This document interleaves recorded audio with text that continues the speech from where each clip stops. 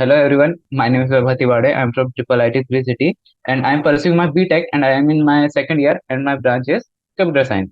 तो चलिए स्टार्ट करते हैं मैं चैप्टर नंबर 7 के शॉर्ट आंसर्स। ठीक है, तो ये रहे शॉर्ट आंसर। 7.18 तक के हम लोग ने कर दिया था, 7.19 आज स्टार्ट करना था। तो चलिए, तो 7.19 क्या कह रहा है? The vector sum of system of non-collinear forces acting on a rigid body is given to be non-zero। मतलब जो है वेक्टर सम ऑफ फोर्सेस, ठीक है, is not equal to zero. और फिर दूसरी लाइन में क्या बोल रहा है? Is the vector sum of all the torque due to the system of forces about a certain point is to be found to be zero. मतलब जो फोर्स है वो नॉन जीरो है, पर जो अपना जो टॉर्क है सारे फोर्सेस के कारण, मतलब जो टॉर्क 1 आएगा प्लस टॉर्क 2 आएगा प्लस टॉर्क 3 आएगा, ऐसे एंड तक क्या हो जाएगा, इनका सम क्या हो जाएगा? जीरो। ठीक है, अब लोग इतना समझ आता है। तो ये क्या बोल रहा है? Does this mean that it is necessarily sorry, does this mean that it is necessarily zero about any arbitrary point? ये बोल रहा है कि जो उस पॉइंट के अराउंड टॉर्क अपना जीरो है, तो क्या जो बाकी कोई भी है ऐसा रैंडम पॉइंट जो होंगे उसके अबाउट भी जो है अपना जो है वो जीरो होगा क्या? ये अपने को कैलकुलेट करना है। तो अपन लोगों ने लिखा कि जो सारे टॉर्क है इनका सम क्या है? Vector sum zero. तो अपने को बताया टॉर्क का क्या होता है? R cross F. तो यहाँ पे क्या आर जो है सबका अलग अलग होगा और एफ भी अलग अलग होगा, तो हम लोग इसको कैसे लिख सकते हैं? ऐसे समेशन में, ठीक है, जहाँ पे ये आर आई हो जाएगा और एफ आई आ जाएगा, ये किसी एक फोर्स के कारण है। तो यहाँ पे समेशन में आ जाएगा आई इज इक्वल टू 1 से लेके एन तक के जितने भी फोर्सेस है। ठीक है, इतना समझ आता है ये क्या है? जीरो। इक्वेशन में हमको गिवन है। तो अब क्या बोल रहे हैं? Torque about any arbitrary point. तो मान लेते कोई भी एक आर्बिटरी पॉइंट, उसको क्या ले लेते हैं हम लोग? ए पॉइंट। कोई भी एक आर्बिटरी पॉइंट ए है, तो अर्थ से हम लोग ने जो अपना फोर्स निकाला अभी, मतलब ये आर वेक्टर जो एफ और एफ वेक्टर है किसी यहाँ पे पॉइंट के ऊपर है, ठीक है। तो अब अपने को ये ए पॉइंट के ऊपर निकालना है, ठीक है। तो वो क्या हो जाएगा? वो टॉर्क क्या हो जाएगा? आर माइनस ए। किसके अराउंड? अभी ए के अराउंड निकाल रहे, तो हो जाएगा R minus A cross F vector. ठीक है, ये हो जाएगा किसी ए पॉइंट के अराउंड, ठीक है। तो वही हमारा जो आर्बिटरी पॉइंट है वो हम लोग ने ए ले लिया। तो हो जाएगा आई इज टू 1 से एन तक के, तो ये हो जाएगा आर आई और ये एफ आई। इतना समझ आता है। तो अब इसको फर्दर सॉल्व करेंगे हम लोग। तो यहाँ पे क्या आ जाएगा? Summation of I is equal to 1 से लेके एन तक के। तो क्या होता है, हम लोग इसको अलग अलग लिख सकते हैं जब माइनस साइन आता है बीच में। तो यहाँ पे क्या लिखेंगे हम? Are I cross F I. ये अपने को तो पता था कि इसकी वैल्यू क्या होगी? जीरो। और फिर जो माइनस ए आ जाएगा, तो यहाँ पे क्या आ जाएगा? माइनस ऑफ ए। ए तो कांस्टेंट है तो वो आ जाएगा समेशन के बाहर। आई इज इक्वल टू 1 तक से एन तक के, और यहाँ पे एफ आई जो है वो बच जाएगा। तो इसका तो अपने को पता था ये जीरो होता है, पर अपने को क्वेश्चन में ये भी गिवन है कि ये जो है ये नॉन जीरो है, ठीक है। तो जब ये नॉन जीरो है तो अपन लोग क्या निकाल रहे थे कि does this mean that they necessarily zero about any arbitrary point? तो इसका आंसर आ जाएगा नो, क्योंकि अपने नॉन जीरो तो इसका भी कुछ वैल्यू होगा। तो non zero multiply by some value, ये आ जाएगा not equals to zero, equals to zero. तो ये आ गया हमारा क्वेश्चन नंबर 19 का सॉल्यूशन, ठीक है। अब चलते हैं नेक्स्ट क्वेश्चन पे, क्वेश्चन नंबर 20। ओके, सो 20 में क्या है? A wheel in uniform motion about an axis passing through its center and perpendicular to its plane is considered to be in mechanical equilibrium because no net external force or torque is required to sustain its motion। तो ये जो बोल रहे हैं हम लोग इसका एक बार डायग्राम बना के समझने की कोशिश करते हैं कि ये तो कोई व्हील है, ठीक है, ऐसे ये यूनिफॉर्म मोशन कर रहा है। इसका इस एक्सिस कह रहा हूँ, ठीक है, ऐसे मूव कर रहा है, गोल गोल घूम रहा है। तो and perpendicular to its plane, ठीक है, is consider to be mechanical equilibrium because no net external force or torque is required to sustain its motion. However, the particles that constitute the wheel do experience a centripetal acceleration directed towards the center. How do you reconcile this fact with the wheel being in equilibrium? भी हो रहा है कि wheel जब ऐसे चल रहा है, मतलब इसमें कोई मोशन हो रहा है, तो इसके जो पार्टिकल्स होंगे यहाँ पे यहाँ पे यहाँ पे यहाँ पे यहाँ पे, तो इनके ऊपर भी एक फोर्स लगे रहते हैं इधर अंदर की तरफ। इतना समझ में आता है, क्योंकि हम लोग ने पढ़ा है कि जब कोई भी बॉडी सर्कुलर मोशन होती है तो उसके ये वाले के ऊपर कहाँ फोर्स लगता है, अंदर की तरफ, ठीक है। तो ये बोला है कि how do you reconcile this fact that wheel is being in equilibrium, ठीक है। ये बोला है कि पता करो कि व्हील इक्विलिब्रियम में क्यों है जबकि इसके ऊपर तो एक फोर्स लग रहा है inside. How would you set a half wheel into uniform motion about an axis passing through the center of mass of the wheel are perpendicular to its plane। अभी दूसरा पार्ट में क्या बोल रहा है कि जब हम ये व्हील को आधा कर देंगे, मतलब ये व्हील कैसा होगा, ऐसा आधा, और इसका जो सेंटर ऑफ मास होगा कहीं यहीं पे होगा, थोड़ा नीचे शिफ्ट हो जाएगा, तो बोल रहा है जब ये रोटेट करेगा तो इसको कहते हैं हम लोग जो है यूनिफॉर्म मोशन करवाएंगे। और इसके ऊपर भी अपने को कमेंट करना है कि how will you require external force to sustain the motion. तो अपने को इसके ऊपर कमेंट करना है। तो चलिए करते हैं। अपने को पता है कि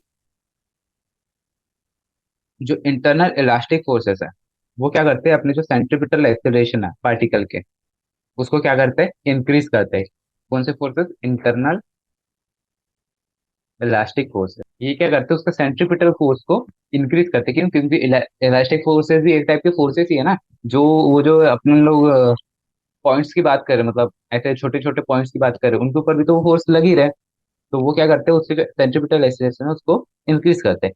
these फोर्सेस क्या करते हैं, कैंसल कर देते हैं किसको, इंटरनल इलास्टिक फोर्सेस और सेंट्रीपिटल फोर्सेस, एक दूसरे को क्या कर देते थे, कैंसिल कर देते। क्यों? क्योंकि सेंट्रीपिटल फोर्स जब अंतर लगता है तो इलास्टिक प्रॉपर्टी क्या करती है, तो उसको एक फोर्स देती है, इलास्टिक फोर्स, जो किधर होता है, बाहर की तरफ।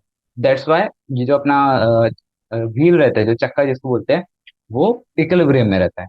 तो ये पहला पार्ट का तो आंसर अपने को समझ में आ गया कि जो सेंट्रीपिटल फोर्स है उसको बैलेंस करने के लिए अपने पास एक इलास्टिक फोर्स रहता है। अब चलते हैं अपने दी वाले पार्ट में, जहाँ पे हम लोग हाफ व्हील की बात करें, ठीक है।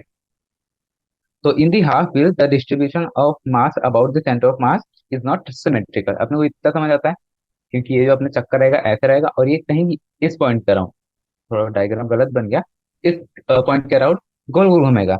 तो इसका जो है एंगुलर मोमेंटम जो है वो एंगुलर वेलोसिटी के साथ कोइंसाइड नहीं कर रहा है। क्यों? क्योंकि एंगुलर मोमेंटम होता है अपना mvr, और एंगुलर वेलोसिटी क्या होती है, omega.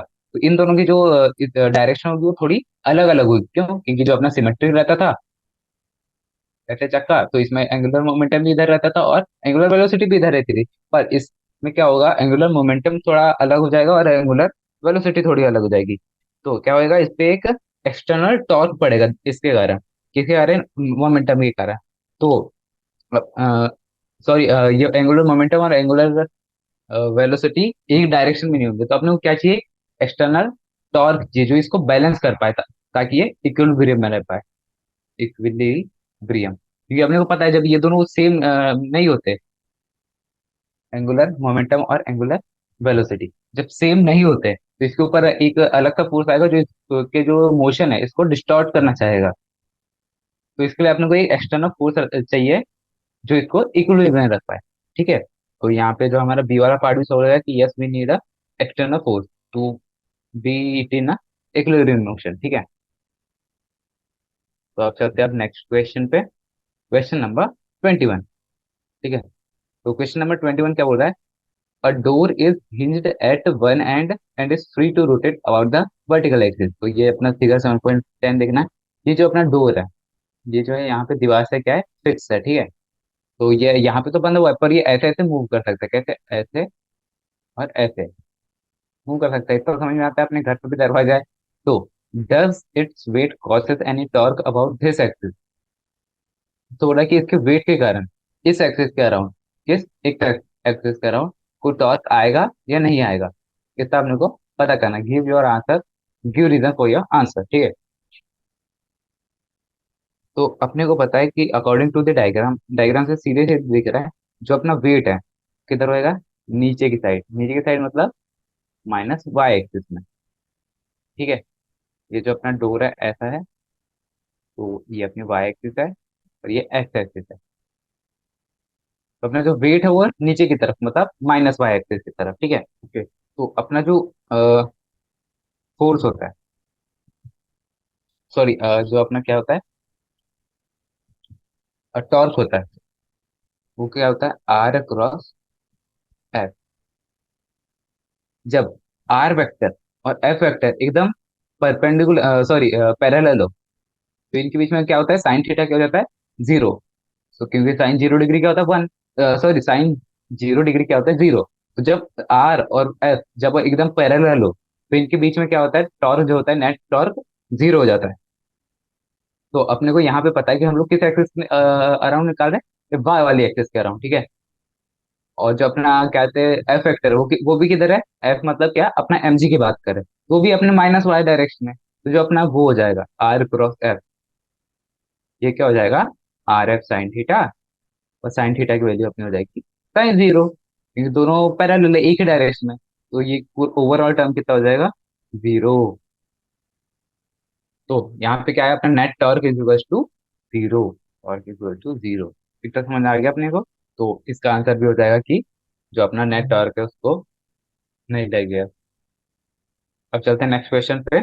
7.22 n-1 equal point masses, each of mass m are placed at the vertices of regular n polygon। मतलब अपने को कोई पॉलीगॉन लेना है रेगुलर वाला, जैसे वो या तो स्क्वायर हो सकता है, 4 साइडेड, या फिर 5 साइडेड पेंटागन हो सकता है, या फिर 6 साइडेड हेक्सागन हो सकता है, कुछ भी n साइडेड होगा। तो क्या है, अपने जो है वो अलग अलग वर्टिसेस पे रखे हुए हैं, ठीक है। और वो क्या है, अपने पास n-1 ही पार्टिकल्स है, तो उसका जो एक वर्टिसेस है ये छूट जाएगा।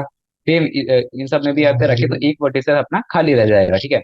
The vacant vertex has a position vector A with respect to the centre of the polygon. मतलब यहाँ पे जो है, जहाँ पे खाली है वहां पे क्या है, vertex has a position vector, यहाँ पे क्या है, एक पोजीशन वेक्टर रखा हुआ है, ठीक है। Position vector A with respect to centre of the polygon, मतलब सेंटर से एफ एक ये है, ठीक है। ऐसे एक वेक्टर रखा हुआ है, find the position vector of centre of मास। तो अपने को इसके रिस्पेक्ट में जो है अपना पोजीशन वेक्टर निकालना है, किसके, सेंटर ऑफ मास का। तो ये थोड़ा ट्रिकी क्वेश्चन है, क्योंकि इसमें जो है अपने को फिगर गिवन, मतलब जो पॉलीगॉन है वो गिवन नहीं है, इसमें सिर्फ लिखा हुआ है कि एन साइडेड पॉलीगॉन है, पॉलीगॉन के बारे में गिवन नहीं है। तो चलिए सॉल्व करते हैं, ओके। तो अपने को पता है कि अर्थ जो अपना एन साइडेड पॉलीगॉन होता है, तो उसमें एन पार्टिकल्स होते हैं। तो उसका सेंटर ऑफ मास कहाँ होता है, जो अपना पॉलीगॉन जो भी हम कंसिडर कर रहे हैं उसके एकदम सेंटर पे। इतना समझ आता है। तो हम लोग क्या करते हैं, एक बार जो मास है, वो जो एक पार्टिकल है, कहाँ गया अपना ये, सॉरी, वेक्टर ए, इसका जो मास ले लेते हैं हम लोग, एम ले लेते हैं। और ये क्या हो जाएगा अपना, वैकेंट हो जाएगा ये पोजीशन वेक्टर का। वैकेंट क्या ले लेते हैं, जहाँ पे वैकेंसी वहां पे हम लोग क्या ले लेते हैं, एक ए मास का पार्टिकल ले लेते हैं, जिसका मास कितना हो जाएगा अपना, जीरो एंड में, ठीक है। तो हम लोग पहले कैलकुलेट करते हैं एक आर वेक्टर, इसका सेंटर ऑफ मास का। तो ये हो जाएगा n-1 m इंटू आर, ठीक है। और एक जो है अपना एक पार्टिकल, वो क्या है, ए वाला, ठीक है। तो उसका वेक्टर क्या हो जाएगा, सेंटर से ए। और नीचे में क्या आ जाएगा, टोटल मास क्या हो जाएगा, n-1 m प्लस m। तो ये कहाँ पे आना चाहिए, एकदम सेंटर पे आना चाहिए, ठीक है। तो ये इधर जाके क्या हो जाएगा, जीरो। तो यहाँ पे बचेगा हमारे पास n-1 M R plus M A is equal to zero. तो यहाँ से हमारी जो आर की वैल्यू आएगी वो कितनी आएगी, एक बार कैलकुलेट करेंगे तो R is equal to minus of M A upon में n-1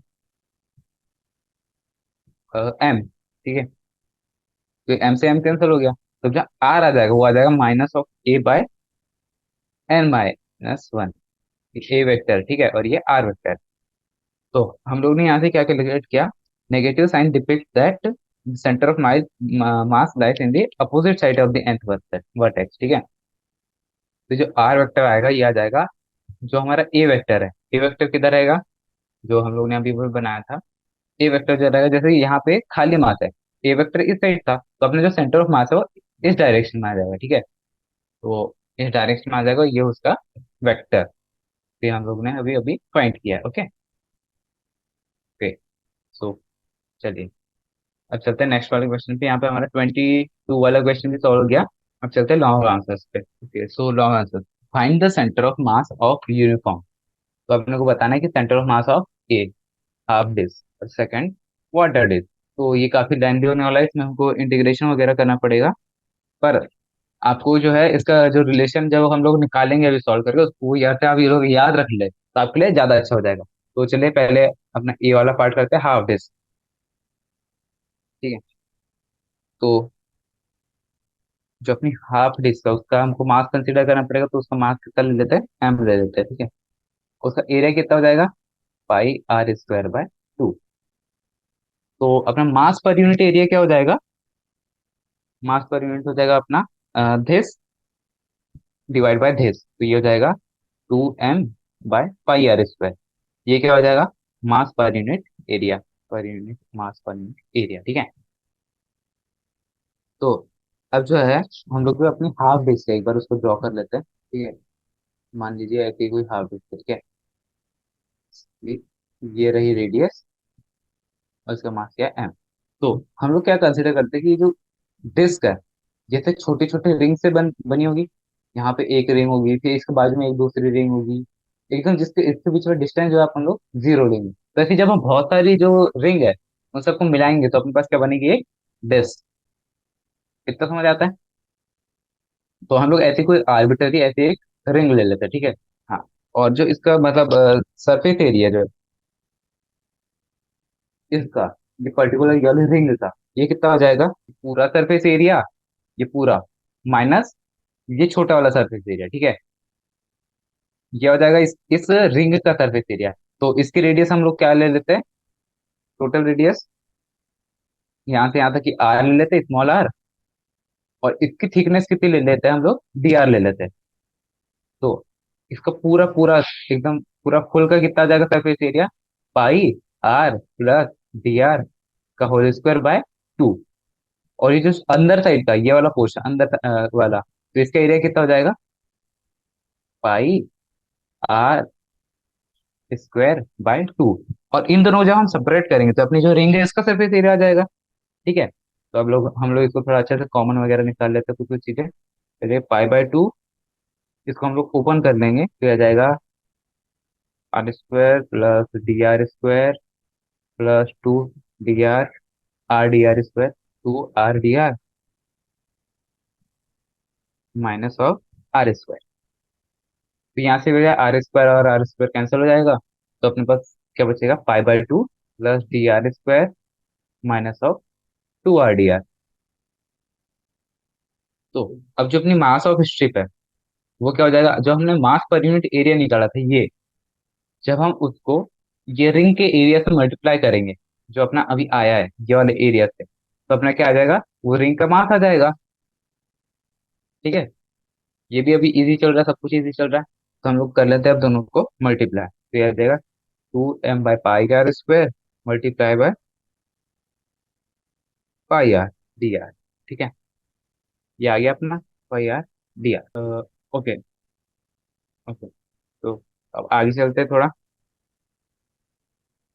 मास ऑफ स्ट्रिप आ गए, ठीक है, अभी हमारे पास।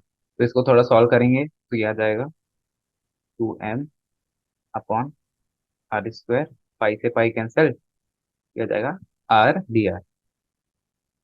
अब क्या करेंगे नेक्स्ट नेक्स्ट स्टेप में कि हम लोग क्या करेंगे, जिस बहुत सारी जो रिंग्स है ये सब मिलकर क्या बना रहे हैं, डिस्क। तो हम लोग क्या करेंगे नेक्स्ट नेक्स्ट स्टेप में, इसको करेंगे इंटीग्रेट, ताकि इंटीग्रेट मतलब सारी रिंग का सम। तो एक्स ऑफ सेंटर ऑफ मास, जो अपना रिंग था उसका हम लोग जो सेंटर है इसको हम लोग ले लेते हैं 0,2r/पाई। ठीक है।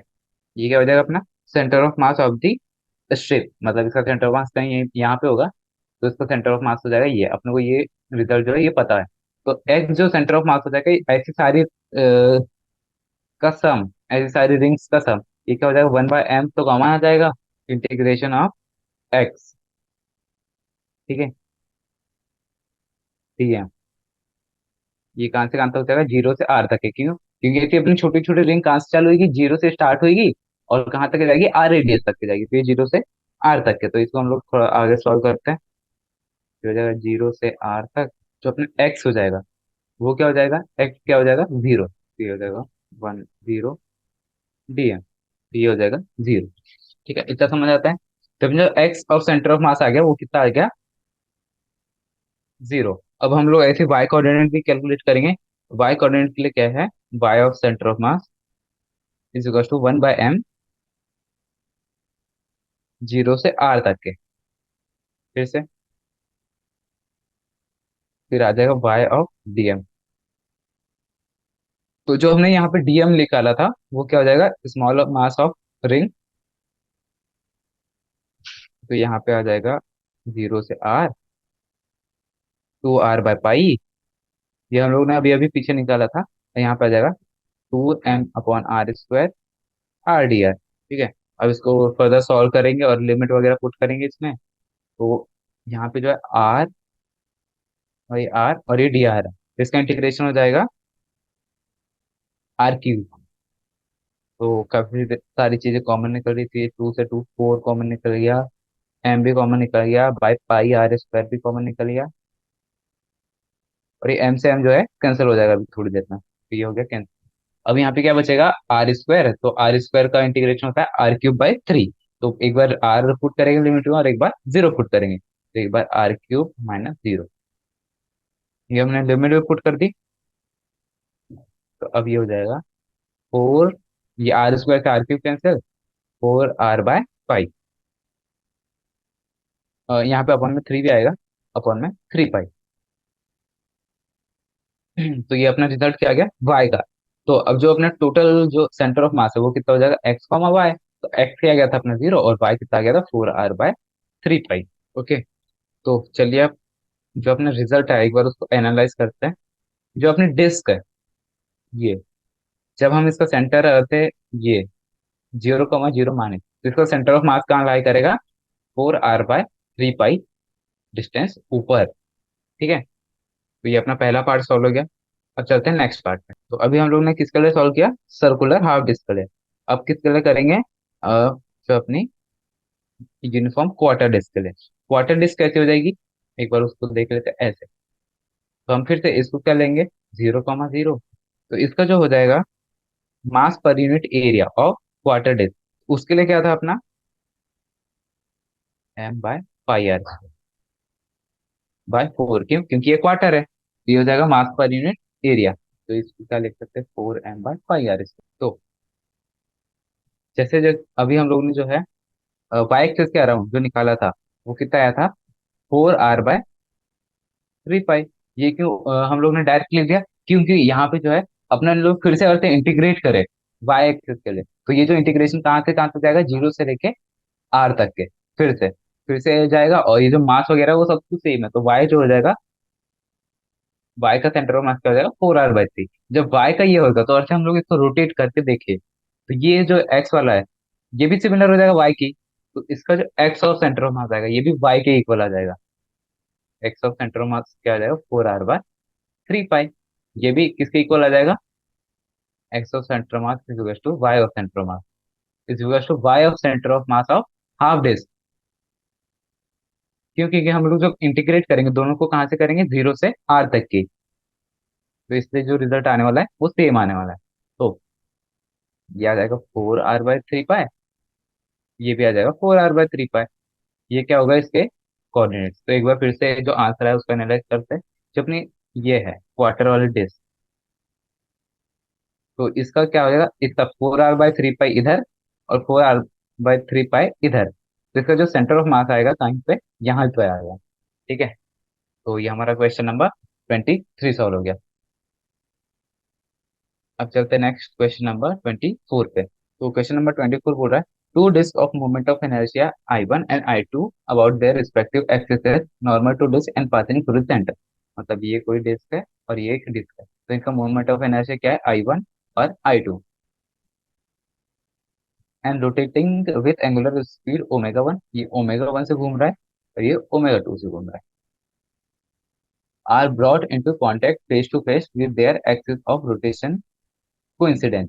तो क्या कर रहे हैं हम लोग, इन दोनों को क्या है, पास में ले जा रहे हैं। तो ये क्या हो रहा है, does the law of conservation of angular momentum apply to the situation.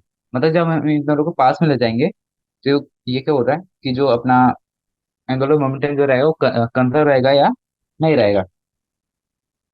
तो अपने को इतना बताया कि जो एंगुलर मोमेंटम होगा इसका क्या हो जाएगा एम वी आर, और इसका भी क्या हो जाएगा एम वी आर। तो इसका जो एम डिफरेंट रहेगा और वी आर भी डिफरेंट रहेगा, पर कंसिडर कर लेते M one V one R one, इसका हो जाएगा M two V two R two. तो ये इसके एंगुलर मोमेंटम होगा। तो जब हम इन दोनों को पास में लाएंगे तो हम लोग जो है इनके ऊपर कोई एक्सटर्नल फोर्स जो है वो अप्लाई ही नहीं कर रहे। जब तक हम एक्सटर्नल फोर्स अप्लाई नहीं करेंगे तो मोमेंटम में बिल्कुल चेंज नहीं आता है।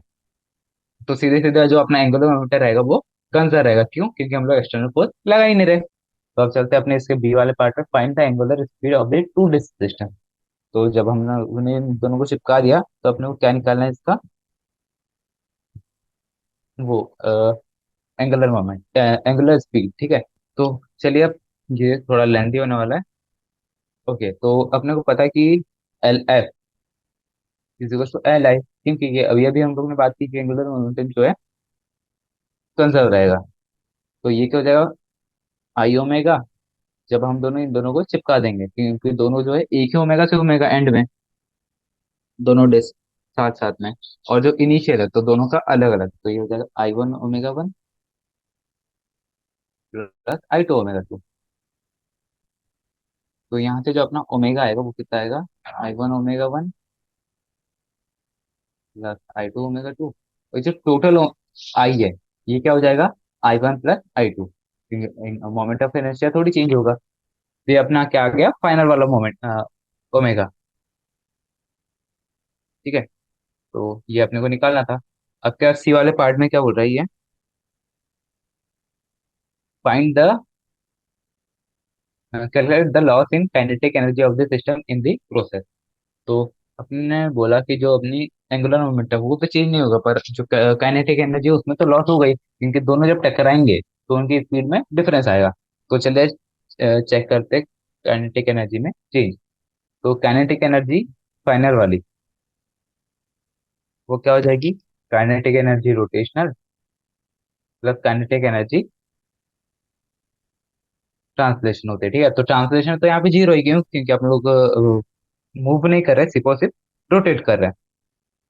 तो अपनी तो काइनेटिक एनर्जी हो जाएगी वो क्या हो जाएगी, फाइनल वाली हो जाएगी काइनेटिक एनर्जी रोटेशनल। और काइनेटिक एनर्जी रोटेशनल क्या होती है, I omega square r, I by two, sorry one by two I omega square.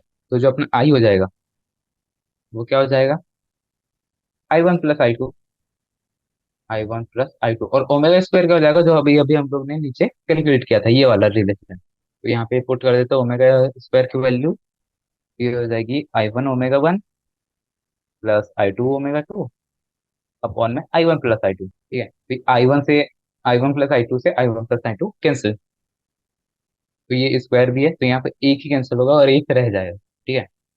तो यहाँ पे हमारे पास जो रिजल्ट बचेगा वो आएगा half I one omega one plus I two omega two का होल स्क्वायर अपॉन में I one plus I to.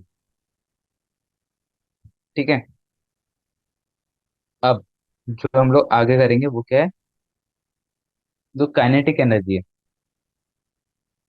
Initial, क्योंकि अभी हम लोग ने फाइनल वाले कैलकुलेट कर ली। जो अपने को क्या निकालना है टोटल लॉस, मतलब फाइनल माइनस इनिशियल। तो अब पहले अपने को इनिशियल भी निकालनी पड़ेगी। इनिशियल वाली क्या हो जाएगी, काइनेटिक एनर्जी रोटेशनल वाली और फर्स्ट वाले object plus kinetic energy of second वाला। ठीक है। तो काइनेटिक एनर्जी ऑफ फर्स्ट क्या हो जाएगा I one omega one square by two, और सेकंड वाला क्या क्या हो जाएगा I two omega two square by two. तो यहाँ से हाफ कॉमन निकाल लेते, वन बाय टू। यहाँ पे बचेगा I one omega one square plus I two omega two square. ठीक है। ये अपनी इनिशियल वाली हो गई। तो अब क्या करेंगे हम लोग, डेल्टा ऑफ काइनेटिक एनर्जी निकालेंगे। ओके। तो चेंज इन काइनेटिक एनर्जी क्या हो जाएगी, kinetic energy final minus kinetic energy initial. तो जो अपनी फाइनल वाली आई थी वो थी half I one omega one plus I two omega two का whole square upon I one plus I two. और जो इनिशियल वाली थी वो क्या थी, half I1 omega 1 square plus I2 omega 2। ठीक है, अब अपन इन दोनों को क्या करना है, सब्ट्रैक्ट। तो पहले तो एलसीएम निकालना पड़ेगा और हाफ कॉमन आ जाएगा, तो ये काफी लंबा होने वाला है। अब से बेसिक कैलकुलेशन है, ठीक है। एलसीएम ले लेते हैं I1 प्लस I2। तो अपना जो ये पहला वाला टर्म है वो तो सेम का सेम ही रहेगा, तो हम लोग ये क्या कर लेते हैं, एक बार इसका स्क्वायर एक्सपांड कर लेते हैं। ये क्या हो जाएगा, I1 omega 1 square plus I2 omega 2 का whole square plus 2I1 I2 omega 1 omega 2। ठीक है, ये आ गई अपनी पहली वाली टर्म। अब दूसरी वाली टर्म क्या हो जाएगी, माइनस ऑफ, इसको हम लोग थोड़ा नीचे लिख लेते हैं, स्पेस की कमी हो रही है, तो नीचे लिख लेंगे तो क्या हो जाएगा, I1 I2 plus multiplied by I1 omega 1 square plus I2 omega 2 square. जब हम इसको फर्दर सॉल्व करेंगे तो क्या आएगा अपने पास, I1 ओमेगा 1 स्क्वायर का whole square plus I2 omega 2 का whole square plus twice, sorry, plus I1 I2 omega 1 square plus I1 I2 omega 2 square.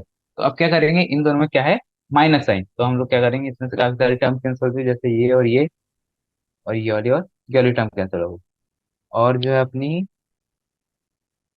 बाकी टर्म जो है रह गई। तो जो फाइनल रिलेशन आ रहा है वो आ रहा है minus of I1 I2 upon 2 I1 plus I2, फिर ब्रैकेट में आ जाएगा minus of 2 omega 1 omega 2 minus of omega 2 का होल स्क्वायर, सॉरी प्लस का ओमेगा 2 का स्क्वायर प्लस ओमेगा 1 का होल स्क्वायर। तो ये अपना काफी सारा कॉम्प्लेक्स कैलकुलेशन था।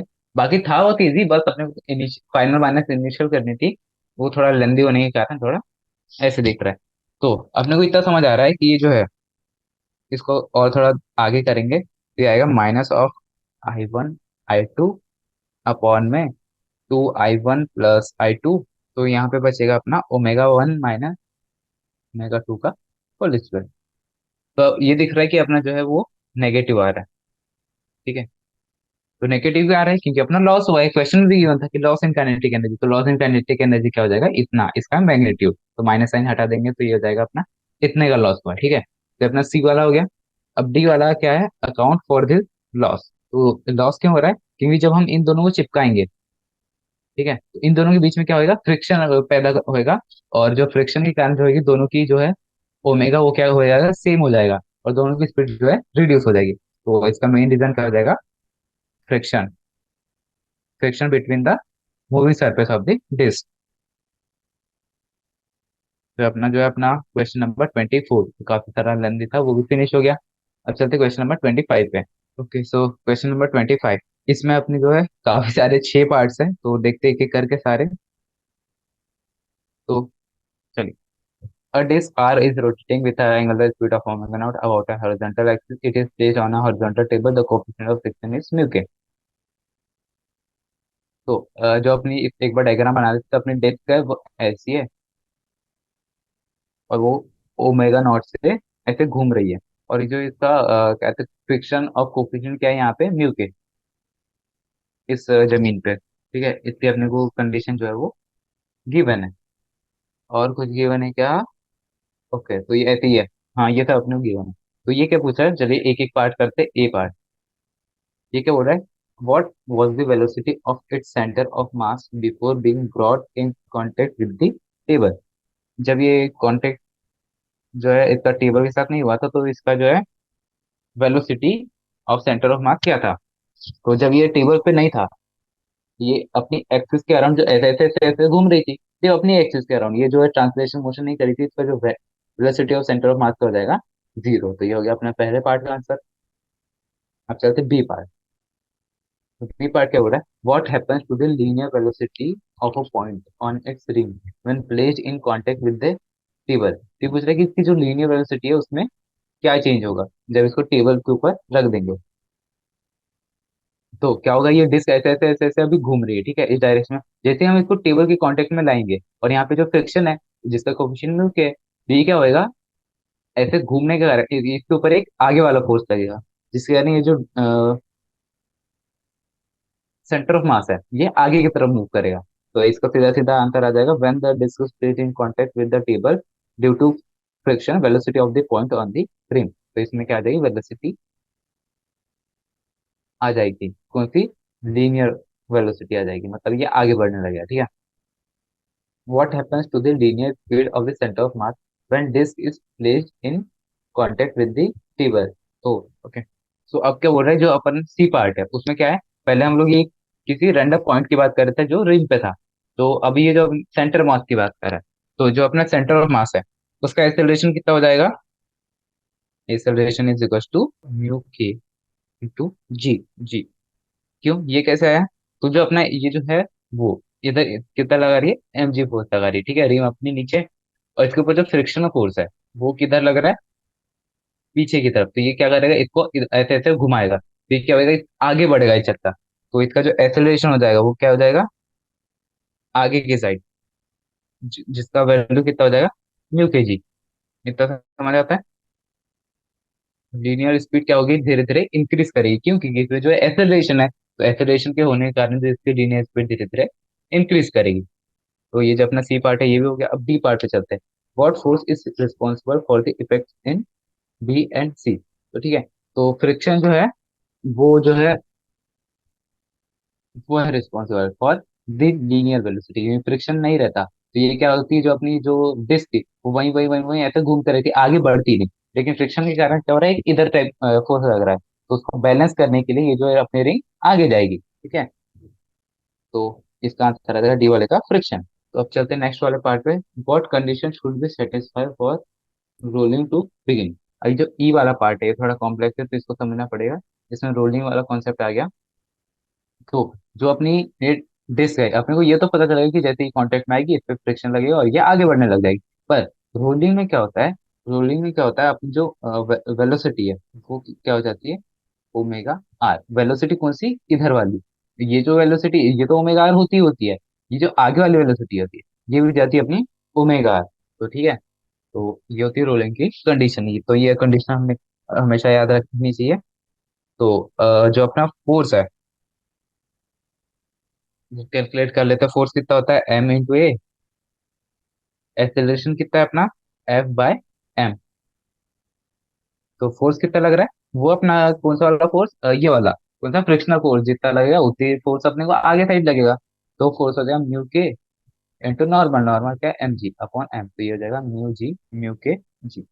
इतना अपने को फोर्स सॉरी एक्सेलरेशन होएगा, इतना पता है कि हम लोग ने लास्ट पार्ट में भी कैलकुलेट कर लिया था कि जो अपना एक्सेलरेशन आएगा वो म्यू के जी होगा। तो हम लोग ने एक्सेलरेशन निकाल दिया, वेलोसिटी निकाल दी जो है ओमेगा आर की इक्वल, सॉरी ओमेगा, हाँ ठीक, ओमेगा ही कंसिडर करते हैं, ओमेगा नॉट गिवन है तो इसको ओमेगा नॉट लिख लेते हैं। तो अपनी वेलोसिटी आ गई और ये आ गया अपना एक्सेलरेशन। तो जो अपना एंगुलर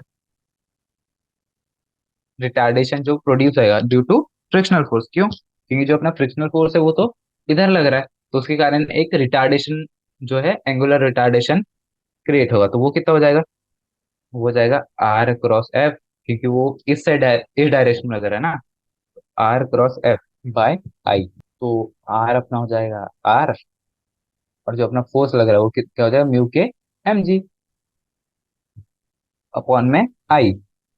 तो दोनों के बीच में क्रॉस प्रोडक्ट है, दिया जाएगा mu into R M G sine theta. इतना अभी तक सब कुछ हम लोग सिर्फ फॉर्मूले लगा रहे हैं। तो अब आगे चलते हैं, ठीक है। तो हम लोग ने एक्सेलरेशन निकाल लिया और ये क्या निकाला है अभी अभी हम लोग ने, एंगुलर रिटार्डेशन। तो अपने को पता है कि जो आर वेक्टर है और आई वेक्टर जो है वो क्या है, परपेंडिकुलर है, सॉरी आर वेक्टर और एफ वेक्टर। क्यों, क्योंकि जो अपना फोर्स लग रहा है वो ऐसे लग रहा है, और आर जो है सेंटर की तरफ होता है, ठीक है। तो जो साइन थीटा हो जाएगा अपना क्या हो जाएगा, वो वन। तो यहाँ पे जो अपना अल्फा आ जाएगा, जो एंगुलर रिटार्डेशन है वो हो जाएगा माइनस ऑफ म्यू के एम जी आर वन में आई। तो ये माइनस क्यों लगा, क्योंकि ये रिटार्डेशन है, तो हम लोग ने ऐसे खुद से ही माइनस लगा दिया है बिकॉज ऑफ रिटार्डेशन।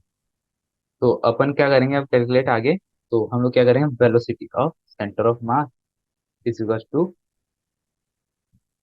जो इनिशियल वेलोसिटी थी प्लस एक्सेलरेशन इनटू टाइम। तो ये अपना फर्स्ट वाला फॉर्मूला हो गया। तो अपनी जो इनिशियल वेलोसिटी थी वो तो जीरो थी। एक्सेलरेशन अभी अभी हम लोग ने कैलकुलेट किया था, वो क्या था, म्यू के जी। और जो टाइम है उसके साथ जो अपनी वेलोसिटी वो इंक्रीज करेगी, तो ये हो जाएगी वेलोसिटी ऑफ सेंटर ऑफ मास। ठीक है। जो अपना ओमेगा है उसका भी एक इक्वेशन होती है क्या, omega is equal to omega final is to omega initial minus minus of alpha T. ठीक है। ये माइनस इसलिए आया क्योंकि वहां पर रिटार्डेशन हो रहा है। तो अभी अभी हम लोग ने अल्फा भी कैलकुलेट किया, अल्फा क्या है, तो ये आ जाएगा माइनस ऑफ म्यू के बाय आई, और ये आ जाएगा एम सी आर, और ये मल्टीप्लाई बाय टाइम। तो ये अपना ओमेगा इनिशियल कितना था, ओमेगा नॉट। ये अपना फाइनल वाला यहाँ से जो है कैलकुलेट हो जाएगा। तो हमने बाकी काफी सारी जो है चीजें वो अभी कैलकुलेट करके रखी है, ये सब चीजें तो हम लोग आखिर में यूज करने वाले हैं, दैट्स वाई। तो अब अपने को पता है velocity of centre of mass upon R, ये क्या होता है, ओमेगा फाइनल। ये हम लोग ने जो इक्वेशन जो रोलिंग की कंडीशन पढ़ी थी सबसे पहले, क्या कि v टू आर ओमेगा हो जाता है, कहाँ पे पढ़ी थी, ये रहा v टू आर ओमेगा हो जाता है। ये अपना ट्रांसलेशन वाला है और ये अपना रोटेशनल वाला पार्ट हो जाता है। तो अब जो है सारी वैल्यूज यहाँ पे हम लोग पुट करेंगे। तो वेलोसिटी ऑफ सेंटर ऑफ मास क्या हो जाएगी, जो हमने अभी कैलकुलेट करी थी, हो जाएगी म्यू के जी टी अपॉन आर। और ये जो ओमेगा फाइनल हो जाएगा वो भी अभी अभी कैलकुलेट किया था, वो क्या था, omega naught minus of mu के एम जी आर अपॉन में आई, और मल्टीप्लाई बाय टाइम भी था। ठीक है। तो यहाँ से हम लोग को अभी अभी क्या कैलकुलेट करना था, कंडीशन फॉर रोलिंग। तो यहाँ से अब हम लोग कुछ कुछ चीजें इधर उधर भेजेंगे, तो यहाँ से जो अपना ओमेगा नॉट आएगा वो कितना आएगा, म्यू के जी टी अपॉन में आर। थोड़ा इसको आप लोग खुद से सॉल्व करना है आपको, ये सिंप्लीफाई में करके डायरेक्ट लिख दे रहा, ये आ जाएगा one plus m r square by I. ठीक है। तो यहाँ से जो अपना टाइम है इसकी वैल्यू क्या आ जाएगी, T is equal to R omega naught upon mu g, mu के जी हो जाएगा ये, और यहाँ पे आ जाएगा one plus m r square by I. ठीक है। तो ये जो कंडीशन है फॉर प्योर रोलिंग वाली कंडीशन जो अपनी सेटिस्फाई होनी चाहिए, ये जो टी है इसकी वैल्यू कितनी आनी चाहिए, टॉर्क इसकी वैल्यू आ जानी अपॉन म्यू के g one plus m r square by I. ये अपनी जो है कंडीशन ये हो जाएगी रोलिंग की। अब आगे क्या बोल रहा है, नहीं नहीं सॉरी, ये जो रहेगा अपना जो है time taken for rolling to begin, ये टाइम निकाला है हम लोग ने, मैं कंफ्यूज हो गया था। ये हो जाएगा calculate the time taken for the rolling to begin का आंसर। ठीक है। और condition to satisfy for the rolling क्या था अपना, वही ये वाला किया कि जो अपना वेलोसिटी वो क्या हो जाए, ओमेगा आर।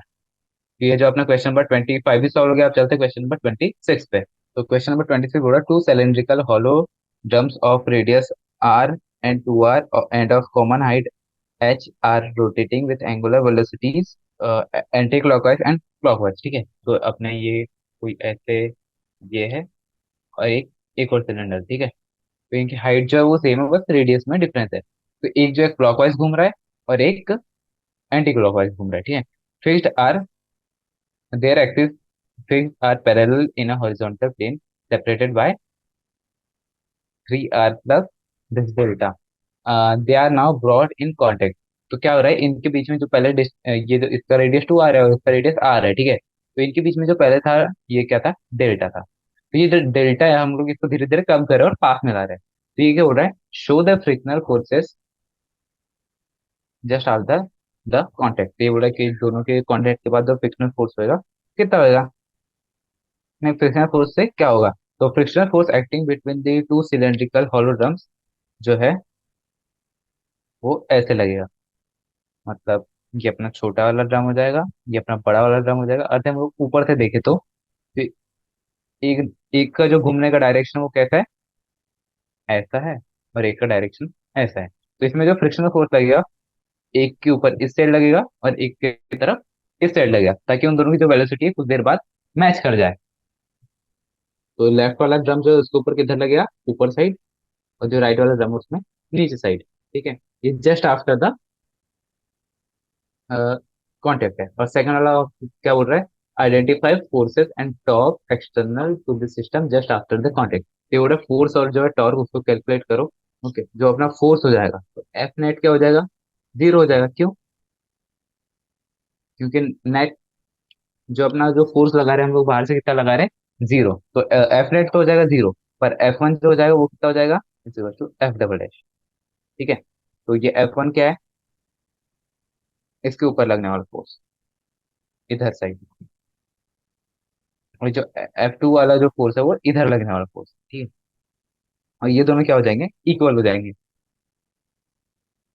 क्योंकि इन दोनों के ऊपर जो फोर्स लगे हैं वो इक्वल लगेंगे। क्यों इक्वल लगेंगे और अपोजिट लगेंगे? क्योंकि एक के कारण दूसरे के ऊपर लग रहा है, तो दोनों के ऊपर जो फोर्स के जो वैल्यू है वो क्या हो जाएंगे, इक्वल।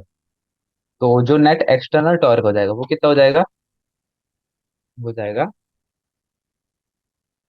एक्सटर्नल टॉर्क हो जाएगा टू एफ। क्योंकि फोर्स अपना कितना लग रहा है, एफ और एफ टू है। और जो रेडियस है वो कितना हो जाएगा, आर प्लस टू आर। ये हो जाएगा, ये अपना हो जाएगा, सॉरी फोर्स तो एक ही लग रहा है तो इक्वल और अपोजिट, तो एफ आ जाएगा थ्री एफ आर। ये हो जाएगा अपना एक्सटर्नल टॉर्क। वो भी किस डायरेक्शन में, एंटी क्लॉकवाइज डायरेक्शन में। ओके, तो अपना फोर्स का आ गया, टॉर्क आ गया। अब चलते हैं, what would be the ratio of final angular velocities when friction ceases. तो ये बोला है कि जब एंड में सब प्रोसेस खत्म हो जाएगा तो जो अपना एंगुलर वेलोसिटी है वो कितना हो जाएगा। तो एक पॉइंट के बाद जो अपनी वेलोसिटी ऑफ ए और वेलोसिटी ऑफ बी क्या हो जाएगी, इक्वल हो जाएगी। तो फाइनल एंगुलर वेलोसिटीज, ठीक है, तो ये क्या हो जाएगा, V A by V B is equal to one. तो जो अपनी एंगुलर वेलोसिटी थी वो कितनी हो जाएगी, सेम। तो ये हो जाएगी आर ओमेगा, और ये हो जाएगा आर ओमेगा। तो ये कितना हो जाएगा, आर जो है अपना आर वन और आर टू कितना हो जाएगा, वन बाय टू। तो ये हो जाएगा omega one by omega two कितना हो जाएगा, ट्वाइस। तो ये आ गया अपना फैक्टर रेशियो। ये अपना सी वाला पार्ट भी हो गया 26 का। अब चलते हैं नेक्स्ट क्वेश्चन, क्वेश्चन नंबर 27 पे। ठीक है, square uniform square plate S. ठीक है, ये कोई यूनिफॉर्म स्क्वायर प्लेट है, इसका जो है साइड कितना है, सी है side length. And a uniform rectangular plate, तो इसका साइड क्या है, ए और बी है, ये कोई रेक्टेंगुलर प्लेट है।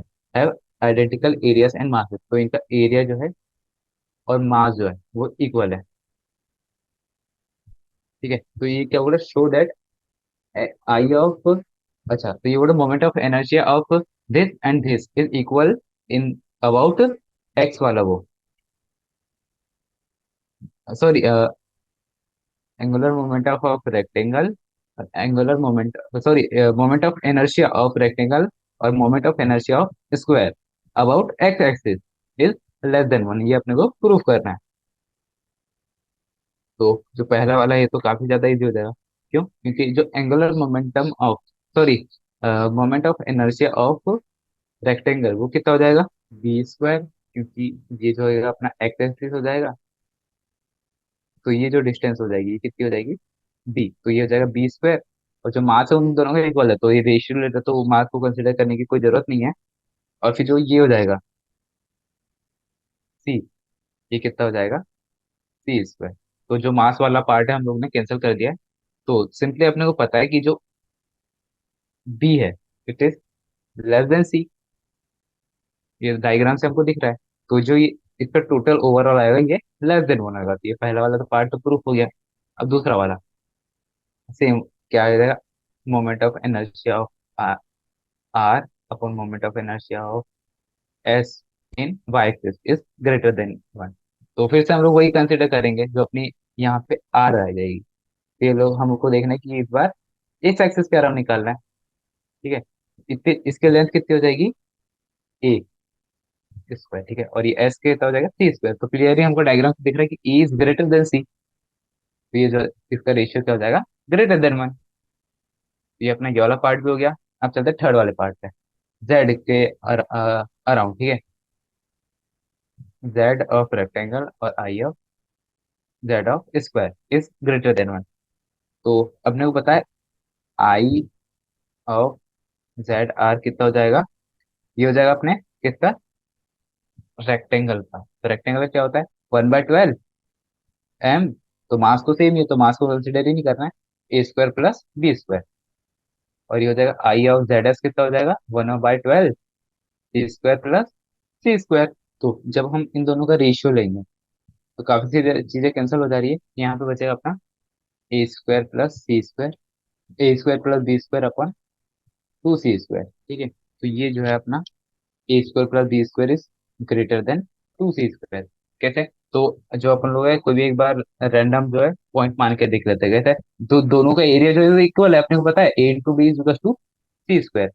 तो हम लोग क्या मान लेते हैं, सी इज टू 4 मान लेते हैं, ये हो जाएगा 16। और ए और बी को हम लोग क्या मान सकते हैं, 2 इंटू 8। तो जब हम लोग इसको यहाँ पे पुट करेंगे तो ए स्क्वायर कितना आ जाएगा 4, बी स्क्वायर कितना आ जाएगा 64। तो ये 2c स्क्वायर से तो ग्रेटर ही है। ओके, 2 इंटू सी स्क्वायर। तो ये जो अपना जो सी वाला पार्ट है ये भी प्रूफ हो गया 27th वाला। अब चलते हैं लास्ट क्वेश्चन 28 पे।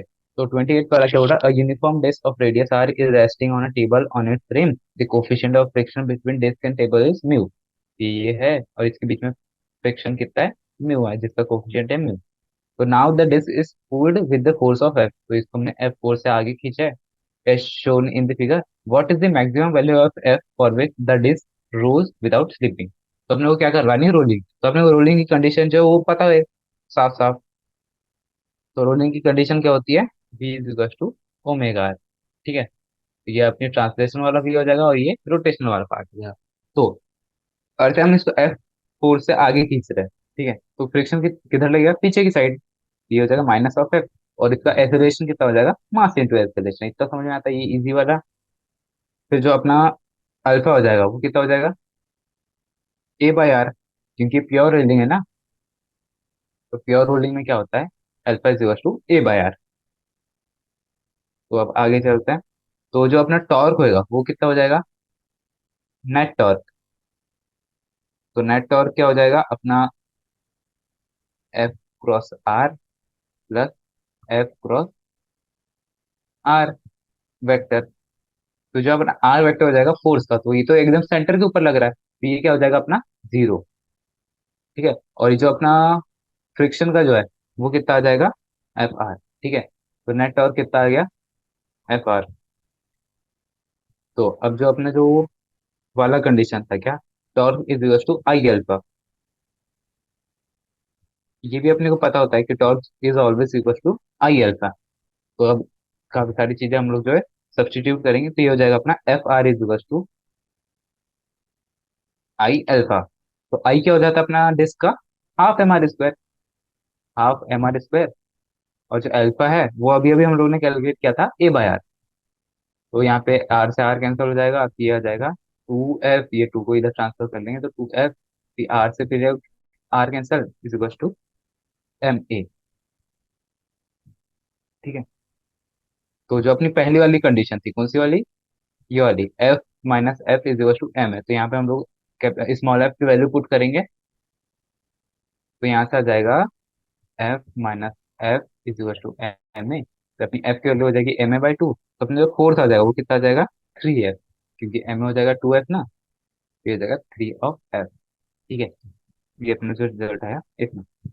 तो यहाँ पे जो है स्लाइडिंग नहीं हो रही है, तो जो अपना एफ है, तो जो अपना एफ जो है वो greater than, sorry less than, equal to 3 μ m g रहना चाहिए ऑलवेज। जो अपना मिनिमम फोर्स मतलब जो फोर्स है, मैक्सिमम फोर्स वो इतना जा सकता है, कितना, 3 μ m g। इसके बाद अगर ये फोर्स हम लोग इंक्रीज करते हैं तो यहाँ पे क्या हो जाएगी, फ्लिप में। तो ये जो 28 वाला क्वेश्चन है थोड़ा इंपॉर्टेंट है जेई पॉइंट ऑफ व्यू से, क्योंकि इसके सारे बहुत सारे क्वेश्चन आते हैं किसके, रूलिंग के। तो बच्चों यहाँ पे हमारे जो है exemplars of chapter number 7 system of particles of rotational motion finish होते हैं। तो थैंक यू एवरीवन आज का लेक्चर देखने के लिए। तो यहाँ पे हम लोग फिनिश करते हैं वाला चैप्टर, और आगे भी मतलब बहुत सारे चैप्टर के एग्जाम्पलर का सॉल्यूशन करेंगे, तो प्लीज देखते रहिए। Thank you everyone, bye.